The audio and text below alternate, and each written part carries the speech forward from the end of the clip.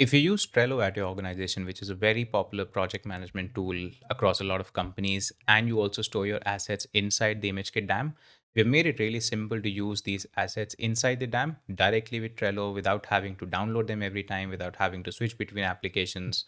All that you need to do is just install the ImageKit DAM app for your desktop, whether it's a Mac or a Windows device.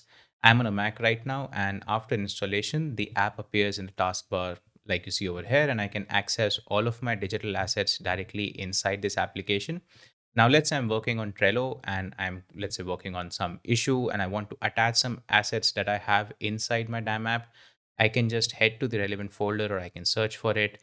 And when I get to the asset that I want to insert, I just simply have to drag it onto Trello and it starts uploading like you see over here.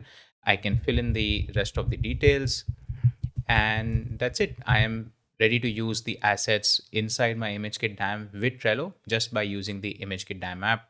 I don't have to switch any app. I don't have to switch any tabs.